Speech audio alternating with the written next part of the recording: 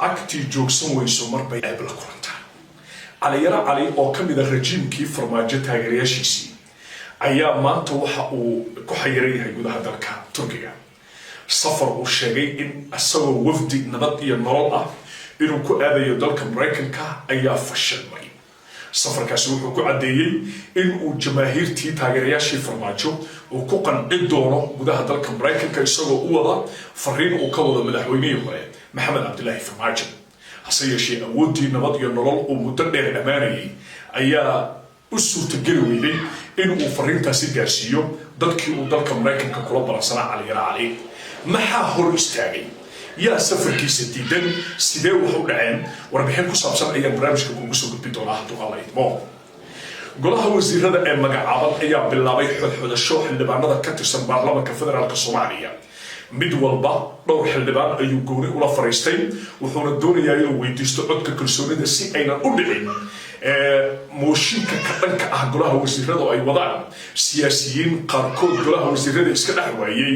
iyo weliba madaxweynayaasha maamul goboleedyada dalka. sida ay wax u socdaan xodxodashada ay wadaan wasiirada magacaaban, qaabka mooshinka wasiiradaasi ka dhana ay u socdaan, intaba waxaan ku iftiimi doonaa barnaamijka hadduu alla idmo. saraakiisha Itoobiya waxa ay sheegeen dagaal ay la galeen al-shabaab inay ku dileen horjoogayaal argagixisada ka mid ah, waxaana ka mid ahaa dadkii ay yidhaahdeen waynu dilnay Fu'aad Shangole. hase yeeshee hadalkoodii waa beenoobay kadib markii Fu'aad uu meel fagaaraha kala hadlay warbaahinta ku hadasha afka Soomaaliga isagoo yiri waxay soo sheegeen maalinkii sabtiga ahaa aroortii ugu horeeyayba waxay dhaheen waxa dagaalka lagu dilay Fu'aad Maxamed Khalaf oo loo yaqaan Fu'aad Shangole. waa kanoo aniga nool muslimiinta la hadlay. qodobada iyo qodobo kale oo xiiso leh ayaad barnaamijka ku daawan doontaan. magacaygu waa Cabdilaahi Barwaan. golaha wasiirada magacaaban ayaa bilaabay xodxodashada xildhibaanada baarlamaanka federaalka Soomaaliya iyagoo ka baqdin qaba in codka kalsoonida ay ka waayaan golaha shacabka baarlamaanku ay la balansan yihiin labada maalmood ee fooda lagu soo haysaa. golaha wasiirada ee hadda dhaqdhaqaaqa wada waxaa ka mid ah wasiirka arrimaha gudaha, wasiirka waqaafta iyo arrimaha diinta iyo weliba qaar kale oo ka mid ah wasiirada dowladda federaalka Soomaaliya. maxay kala kulmeen wasiiradaasi xildhibaanada beeshooda matala ee ka mid ah golaha shacabka baarlamaanka federaalka Soomaaliya? أحمد معلم فقي وكما قاعبان ما الله مقاعبي وزير كريمها جودها وعن ولي هلين عدك كرسوني ده قالها شعبك عيال كل ما يحل بنا ده بيشيسا إسلام كان وحو وبرنجي عدسي إن وبيشة كان اسمعهم هذا ما حل بنا ده مثلا بيشة الصعد وكذا شيء. أحمد معلم فقي عيال سون ويوزيرك وحين بلغ قادين إن حبنا جارية إلا يشرم كم من حل بنا ده برلمان كفدرال كصومالية أي قلب استاجي دونان أو يجونا أصحاب تودنا أي يجري دونان حبنا beesha sacadna ay noqon doonaan kuwa garab istaaga wasiirka. micnuhu maaha beesha kaliya inuu cod ka helo wasiirka ee waa xubinta xildhibaanka ah ee beesha sacad inuu kaansan karo 2 ilaa 3 saaxiib u ah oo wasiirka u meel mariya. ayaguna waxay u meel marinayaan saaxiibka soo raaca ee fiqi u meel mariya inay asagana u raacaan wasiirka uu watana loo meel mariyo. haddaba kooxdii ay wasiiradu ay wadeen Axmed Macalin Fiqi ayaa bilaabay waxaana helay codka kalsoonida in ka badan 6 xildhibaan oo diyaar u ah in maalinta codka kalsoonida loo raadinayo golaha wasiirada xukuumadda cusub ay garab istaagi doonaan. حسن معلم oo been ahaan u dhashay beesha mursade ayaa isaguna qayb ka ah wasiirada xodxodashada wada waxa uu la kulmay xildhibaanada beesha mursade wuxuuna ka codsaday 8 xubnood ee mursade matala in ay 8dooduba ay raadiyaan saaxiibo waxaana ay u ballan qaadeen isagoo la kulmay in codka mursadana uu heli doono golaha wasiirada ay sii doonaan iyagoo oo ka duulaya dhanka Xasan Macalin sidoo kalena saaxiibadood ay raadsan doonaan. wasiirka waqaafta iyo arrimaha diinta Sheekh Mukhtaar Robow Aba Mansuur ayaa ka mid ah wasiirada xodxodashada wada wuxuuna Mukhtaar Robow dagaal ba'an la galay Cabdicasiis Laftagareen oo hogaamiyaha maamulka Koonfur Galbeed. maamulkaasna wuxuu haystaa tirada ugu badan ee xildhibaanada baarlamaanka federaalka Soomaaliya. inta badan wasiirka waqaafta iyo arrimaha diinta waxa uu helay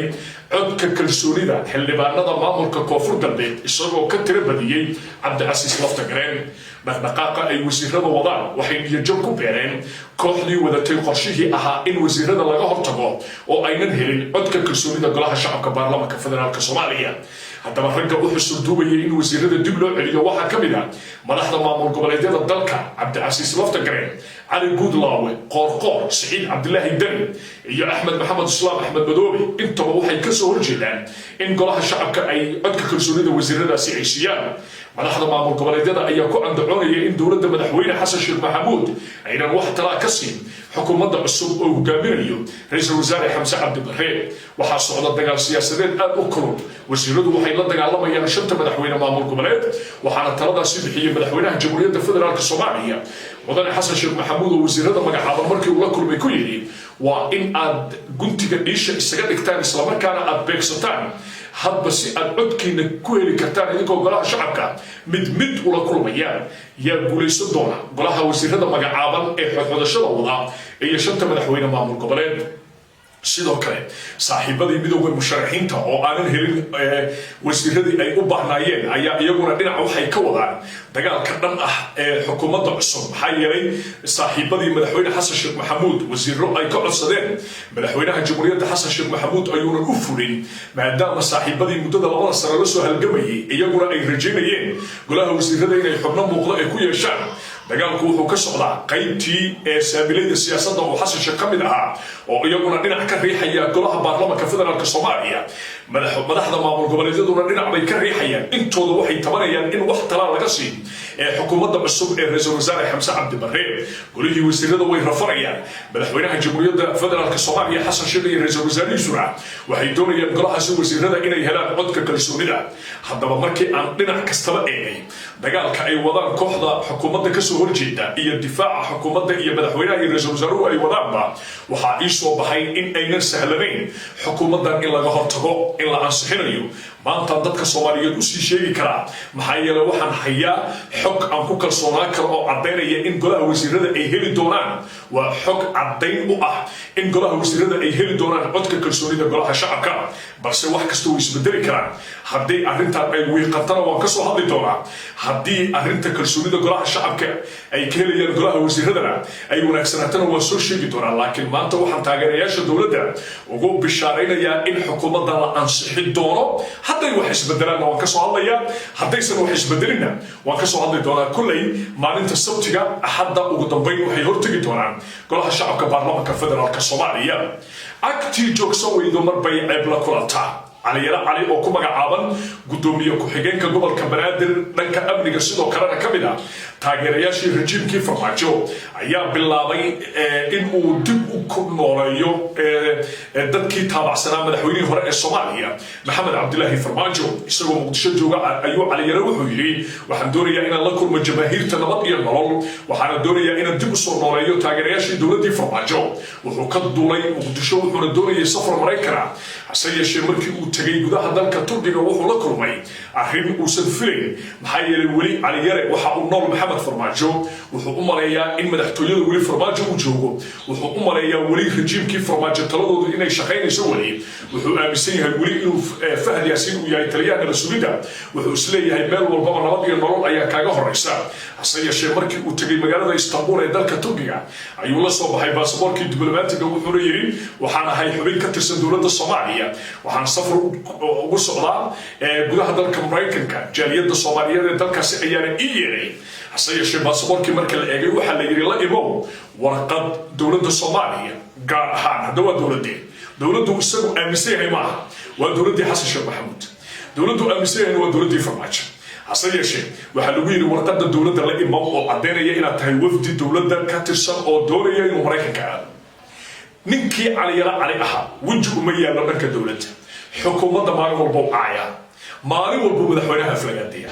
maalin walba ayuu sameeyaa barnaamijyo lid ku ah oo hadda aad idaawanayso xitaa facebookiisa waxaad ka arkaysaa isagoo isku diraya xubnaha golaha wasiirada iyo madaxweyne xasan sheekh maxamuud isagoo soo bandhigaya codad aan waxba ka jirin oo la jarjaray annagu waxaynu joognaa duri horumartay waxaynu joognaa 2022 cod la soo jarjaro qof lagu qiyaari karo in uu jiro anigu dee ma aaminsanin maxaa yeelay dunida maanta way horumartay qof kastoo maanta i daawanaya teknolojiyada casriga u isticmaalaa waxaa laga yaabaa waagii idaacadaha iyo telefishinada la daawan jiray in laga soo gudbayo maanta qof walba uu gacanta ku haysto mobile wax walba kala socon karo nin 24 saac madaxweynaha caayaya xukuumadda cusub ee Xamse Cabdi Barre aflagaadeynaya ra'iisul wasaarihii uu ka fakarayay dowladii cusbaydna ay maalin walbaba aflagaadiisu ay ka shaqayn laadahay maanta ma la siinaya warqad odagii warqadii dowladana way ku adkaysay